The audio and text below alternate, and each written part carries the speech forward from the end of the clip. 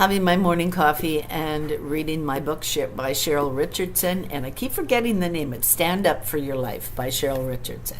Really good book. So I'm halfway through it, and it's talking about how you give your power away. So how you give it away, how you hide it.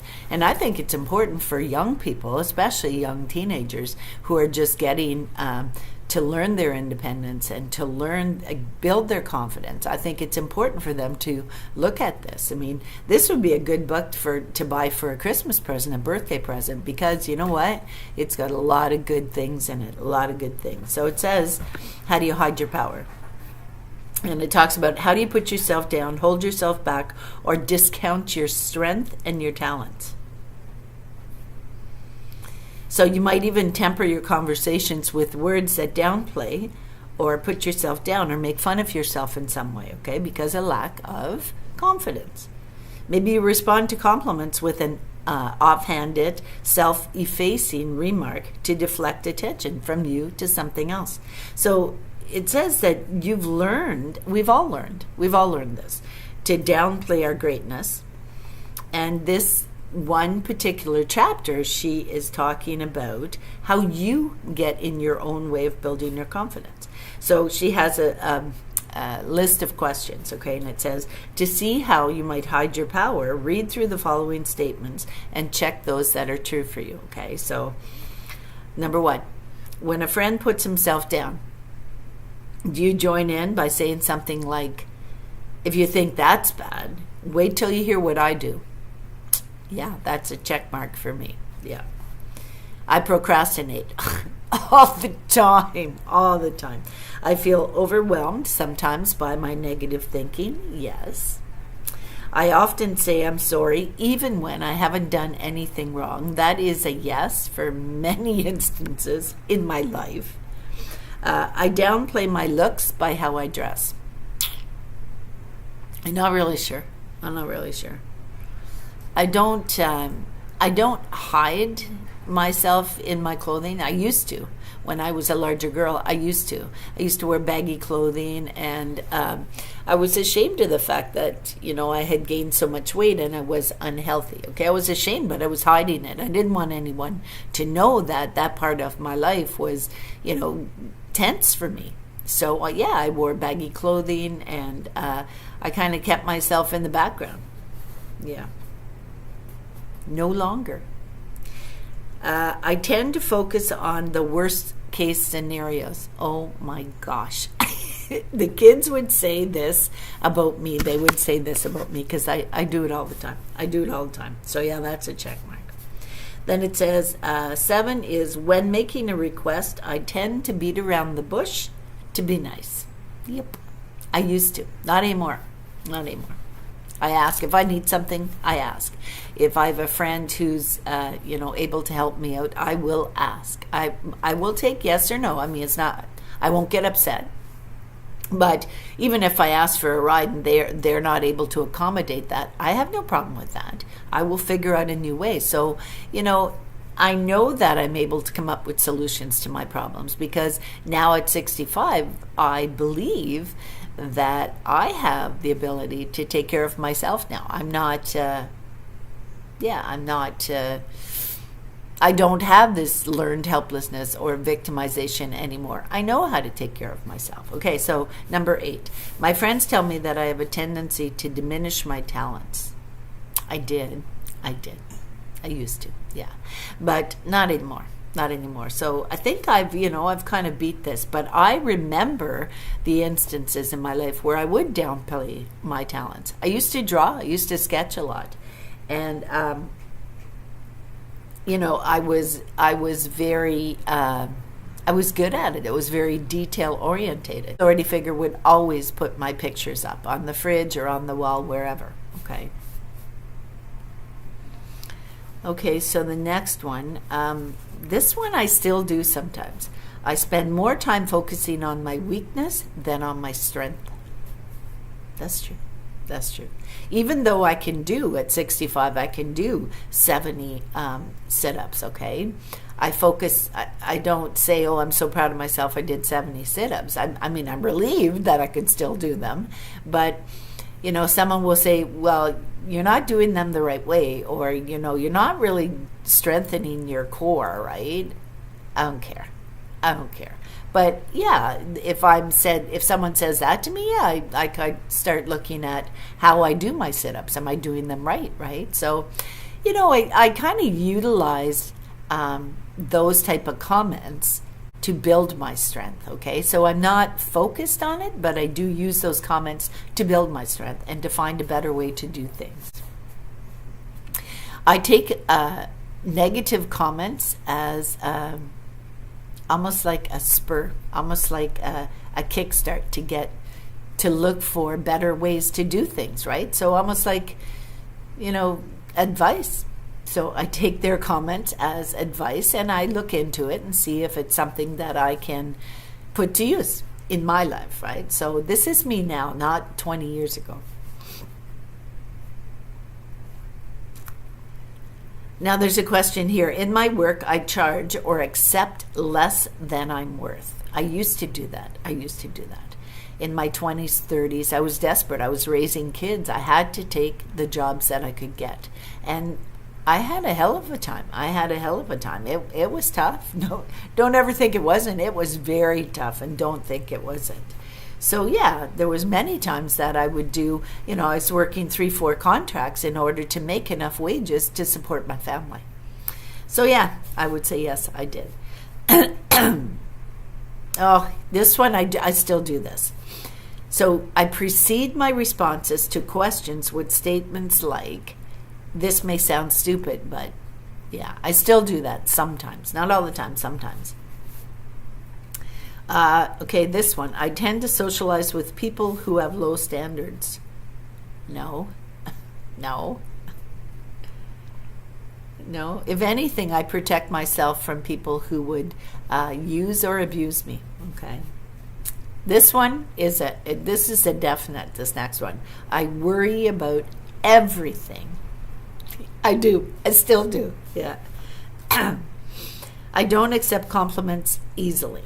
That's true, but I do accept them, but I wonder where they're coming from. I wonder if they're coming from the goodness of someone's heart, or if it actually is based on reality, right? So now, if I answered yes to numbers 1, 4, 7, 8, and 12, it says you have a tendency to hide your power with words. If you answered yes to numbers 2, 5, 11, 13, and 15, you have a tendency to hide your power with actions. No, I don't do that.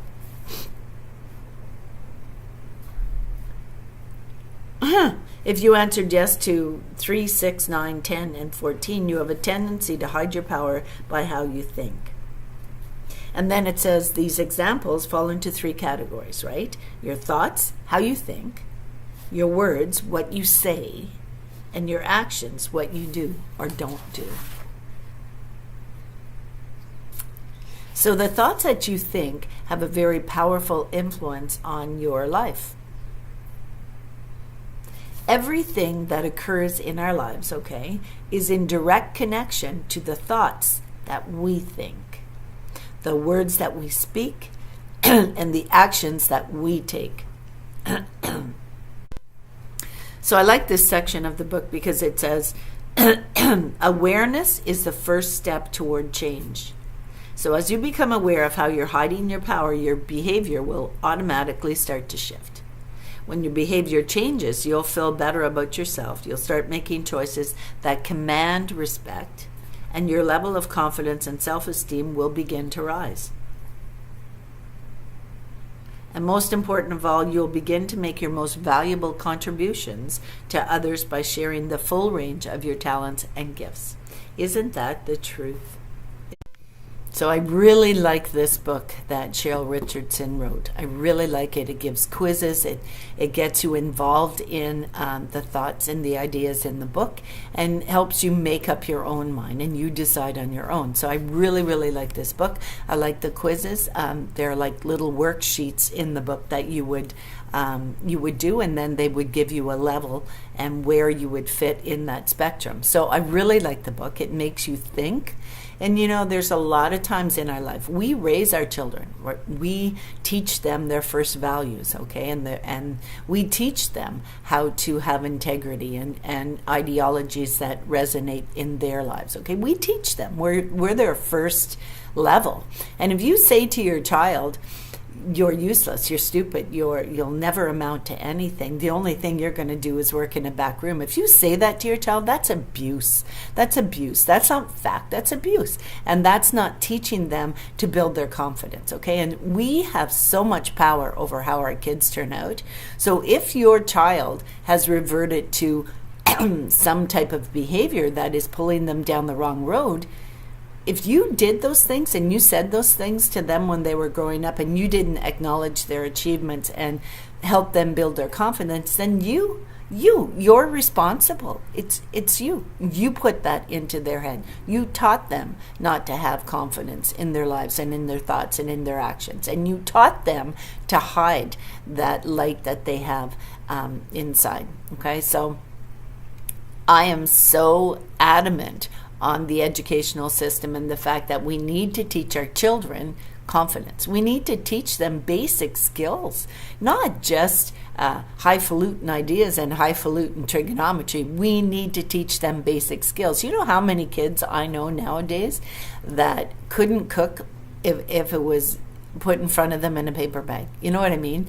But I'm so proud of my grandchildren. My grandchildren can cook. I had my youngest granddaughter can make bread. I taught her how to make bread. My oldest granddaughter, she's more into the baking, but they all can cook. They can all fend for themselves. They all know how to budget their money, take care of their money, feed their bodies properly, and stay healthy. So these are skills that you teach your children, but not just the physical aspect and how to cook, okay, but mentally, how to be confident. Most children who end up being in abused situations, okay, they're looking for love. And so when someone says to them, "Oh, you're pretty, you're beautiful, you're intelligent," they eat it right up. And they perhaps will get involved in a relationship where they may be browbeat, where they may be abused in some way, whether physically, psychologically, financially, emotionally. Okay, I've been there. I went through that gamut. Okay, I didn't have the confidence that I needed as I was a young girl. I didn't have that confidence that I needed. I was shy. I kind of kept to myself. I didn't have a large circle of friends. I still don't. But my confidence is a hell of a lot stronger now than it was then. Now, that could possibly be because of some of the things that I witnessed or that happened to me in my youth. And I have had to contend with that for over 40 years because I am in my 60s, right? So there was a period of time in my life when I was most vulnerable. I went through the gamut. I had a lot of issues in my youth that affected my confidence, that affected my ability to move myself out of situations where I was being disrespected. I never learned that skill. That should be a skill that, our parents should teach us that, okay? If you grow up in a loving family environment where you're witnessing good communication skills and good relationship skills, okay, when you're witnessing that, you learn from what you're taught, you learn from what you see. So just a word to the wise. I'm not saying I'm perfect. I'm not saying that I'm not guilty of being in circumstances where I was disrespected, and that might have trickled down into the lives of those people that I care about the most. Okay, so yes, and it may have affected them, and for that I'm truly horrified, and very sorry. Very sorry, but that is a skill that you need to teach your children right at the beginning. And I'm talking at 1-2 years old, when they're first learning to walk, and they have the confidence, they have the energy, they have the intrigue to want to try things. Allow them to try things, okay? I did know an individual who refused to let their children learn how to swim, because they had a fear. As an authority figure, they had a fear that that child would drown, or something would happen, or if they went to the pool, someone would abuse them or molest them, okay? So they didn't allow their child to get involved in outside activities. And as that child grew, they were scared to get into the water. They were scared of water. They never learned how to swim. They didn't learn how to form solid, healthy relationships or communication skills, okay? So they learned on their own. They didn't get that solid basis when they were younger, and that is so important. So if you're watching this video and you're saying, oh, she's full of it, she's full of herself, horseshit. I'm not full of myself. That's a fact, and you know it's a fact. If you don't allow your children the freedom to learn that intrigue that they are naturally born with, if you don't allow them to get involved in activities, if you don't allow them to test their mettle, okay, or their confidence or their strength, you think they're going to do it on their own?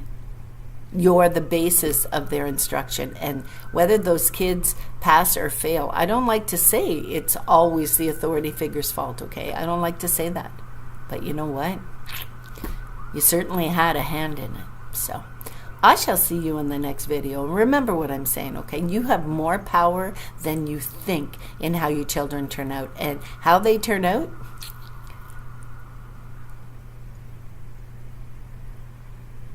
isn't always on them.